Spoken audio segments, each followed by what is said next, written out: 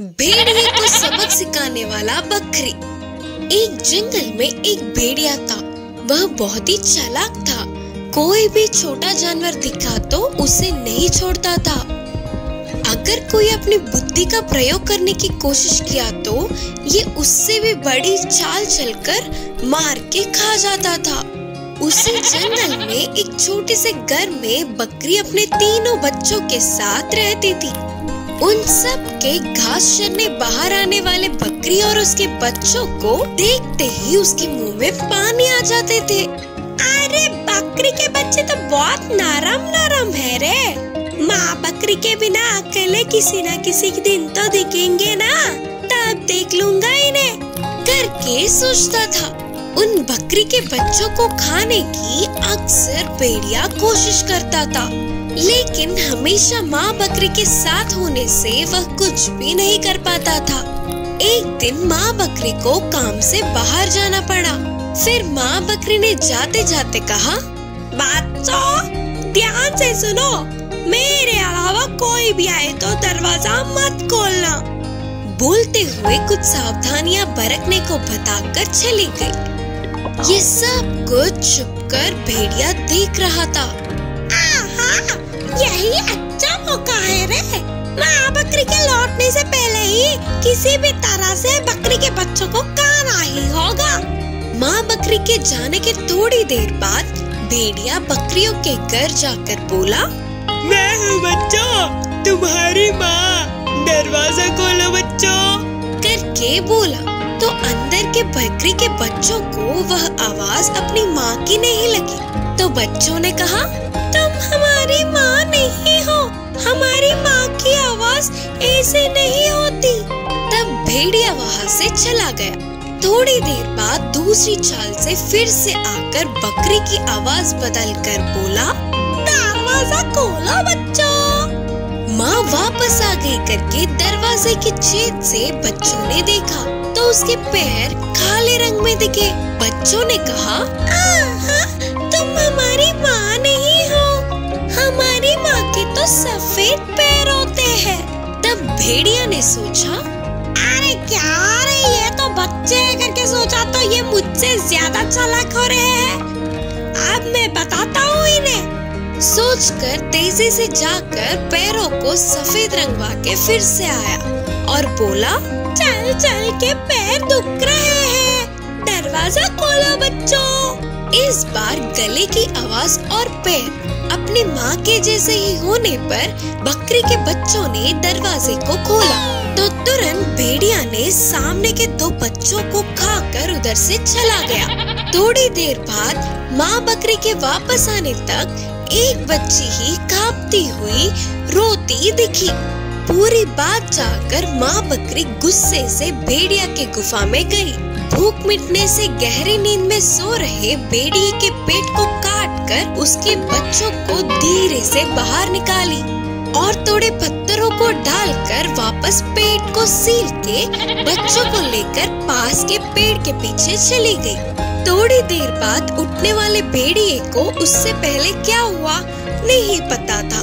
प्यास बुझाने के लिए नदी के पास जाकर पानी पीने के लिए आगे झुकते ही पत्थरों के भार से नदी में गिरकर डूब गई।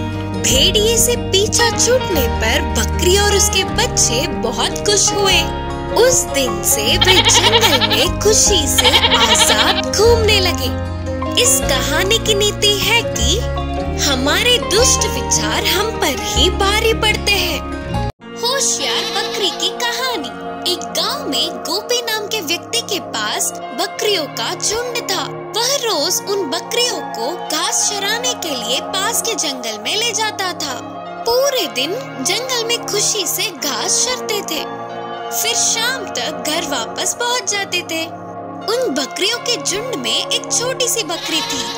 उसकी उम्र कम होने पर भी होशियारी में बड़े बकरियों से कुछ कम नहीं थी। उसकी होशियारी से बाकी के बकरी चौंक जाते थे।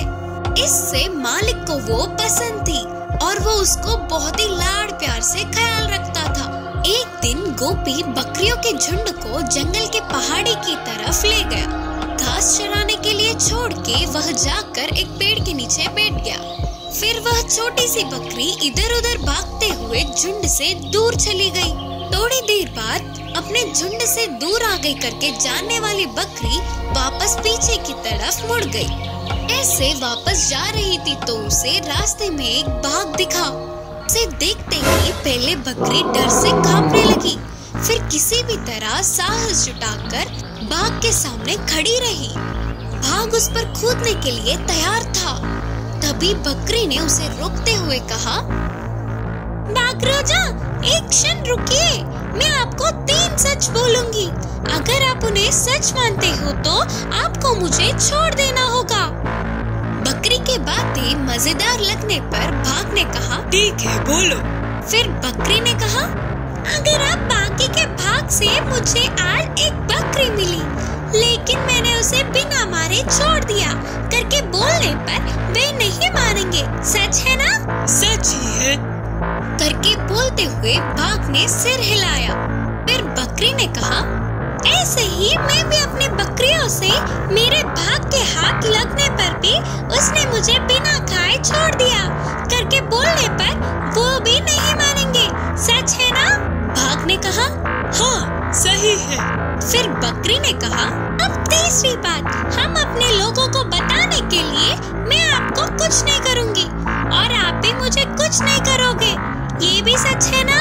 बकरी ने अपनी होशियारी से कहा।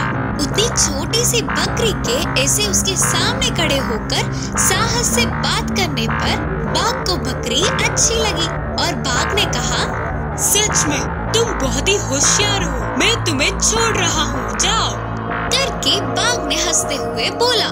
इससे छोटी सी बकरी अपने प्राणों को बचाकर खुशी से उछलते हुए आकर अपने झुंड में मिल गई। इस कहानी की शिक्षा है कि अपनी होशियारी से कितनी भी बड़ी मुश्किल का सामना कर सकते हैं।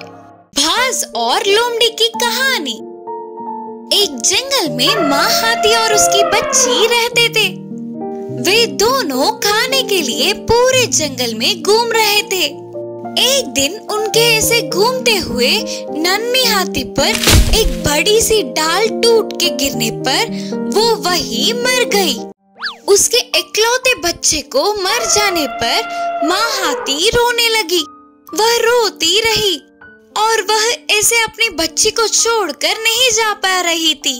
ये सब एक बाज पेड़ से देख रहा था। हाथी के बच्चे के शरीर को देखते ही उसके मुंह में पानी आ गए, लेकिन उसकी माँ उधर से जा ही नहीं रही थी। रात ढल गई तो उसका जमीन पर घूमना मुश्किल था। ऐसे चालाकी से सोचकर हाथी के पास जाकर बोला, दोस्त, और कब तक ऐसे रोती बैठोगी? रात हो गई तो सारे भूत यहाँ पहुँच जाएंगे, इसीलिए तुरंत ये जगह छोड़कर चले जाओ, यही तुम्हारे लिए अच्छा होगा। बोलते हुए जल्दबाजी करने लगा बाज। इतने में ही उसी तरफ से गुजरने वाली लोमड़ी ने भी देखा। उधर मरे पड़े हाथी की बच्ची को देखते ही उसके मुंह में भी पानी आ गए, लेकिन उससे पहले ही उस शरीर के लिए बाज का इंतजार करना उसे अच्छा नहीं लगा। उस माँ हाथी को किसी भी तरह रात होने तक रोक पाए तो इस बात की भला टलेगी और वही उस शरीर को खा सकेगी करके सोचकर धीमे धीमे वहाँ आकर बोली, अपनी बच्ची को ऐसे छोड़ के जाने के लिए तुम्हारा मन कैसा हो रहा है दोस्त?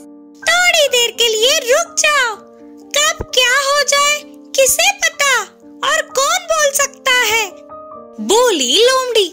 इस तरह उस माँ हाथी को उधर से भगाने के लिए भास और रोकने के लिए लोमड़ी कोशिशें करने लगे। इतने में जंगल की वन देवी प्रत्यक्ष हुई। अपनी बच्ची को दूर होने पर माँ हाथी का दुख देखी। देवी ने अपनी शक्ति से हाथी की बच्ची को फिर से जिंदा किया। इससे माँ हाथी की खुशी का ठिकाना ही न रहा। अपनी चालाक बुद्धि से सामने वालों के दुख को भी अपने फायदे में बदलने की कोशिश करने वाले बाज और लोमड़ी को वन देवी ने बंदी बना लिया और वहाँ से गायब हो गई। इस कहानी की नीति है कि सामने वालों की हर बात अपने भले के लिए नहीं होती। बुद्धिमान विकास। एक गांव में अनुषा और विजय नाम के दोनों पति पत्नी थे। वे दोनों ने अच्छे से पढ़ा। उनके विकास और निकास नाम के दोनों बेटे थे। विकास 8 साल का था तो निकास 3 साल का था। उन दोनों में विकास बुद्धिमान था। वह अपनी माँ की हर बात को अच्छे से सुनकर उसका गहरा विचार करके सवाल पूछता हुआ अपने डाउट्स को क्लियर करता था। ऐसे विकास जितना बुद्धिमान था उतना ही शैतान भी था। अपने छोटे भाई निकास को हमेशा रुलाता था। एक दिन विकास स्कूल से वापस आकर बोला, माँ, मुझे पैसे दो ना, मैं कुछ खरीदूंगा। तब उसकी माँ ने विकास को 10 रुपए देकर कहा, ये लो 10 रुपए, छोटू और तू शॉप जाके कुछ खरीद लो। फिर दोनों भाई शॉप जाते हैं। आंटी, मेरे छोटे भाई के लिए एक चिक्की और मेरे लिए एक बिस्किट पैकेट दो। तब शॉप आंटी ने विकास के मांगी हुई सारी चीजें देकर हाथ में 4 रुपए दिए। अरे, और 4 रुपए बच गए, मैं इनसे और क्या खरीदूं? आंटी, इन 4 रुपयों से 2 मिठाई दे दो करके बोलकर उन्हें लेकर बाहर आके, छोटू, तू ना चिक्की खा। ठीक है भैया, बोलकर निकास उस चिक्की को धीमे धीमे चाटते हुए थोड़ा थोड़ा चबाकर खा रहा था। ये सब उनकी माँ घर से देख रही थी। ऐसे निकास की चिक्की कितनी देर खाने पर भी खत्म ही नहीं होती। इतने में विकास बिस्किट पैकेट के सारे बिस्किट्स खा लेता और मिठाई भी एक खाकर बस दूसरा खाने ही वाला था। ये क्या विकास, अपने छोटे भाई को 1 रुपया दिलाकर तूने सारे रुपए खरीद लिए? ये गलत बात है ना? माँ, छोटू को ब्लड नहीं है करके डॉक्टर ने कहा था ना, और चिक्की खाने से तो ब्लड आता है, इसीलिए छोटू को मैंने चिक्की दिलाया। बोलकर विकास ने अपनी बुद्धि से जवाब दिया। विकास के इस जवाब से उसकी माँ को पहले गुस्सा आने पर भी मन में विकास को पाठ पढ़ाना ही होगा करके निर्णय किया। एक दिन अनुषा गुड़ की मिठाई बना रही थी। तब उस स्वादिष्ट खुशबू को पहचानने वाले विकास और निकास, माँ, मुझे दो, मुझे दो, माँ, मुझे दो मिठाई, माँ, मुझे दो मिठाई। रुको रुको, गरम है, हॉल में जाकर बैठो, मैं प्लेट में डालकर लाती हूँ। चलो रे छोटू, हम जाकर बैठते हैं, माँ ले आएंगे ना हमारे लिए करके बोलकर अपने छोटे भाई को लेकर हॉल में बैठे इंतजार कर रहे थे। थोड़ी देर बाद उनकी माँ दोनों प्लेटों में मिठाइयाँ रखकर लाई तो विकास अपने आप को रोक न पाते हुए विकास अपने प्लेट को लेकर देखा तो उसके प्लेट में बस एक ही मिठाई थी। वही उसके छोटू का प्लेट मिठाइयों से भरा था। माँ! यह देख विकास गुस्से से अपनी माँ से कहा, क्या हुआ मेरे बच्चे?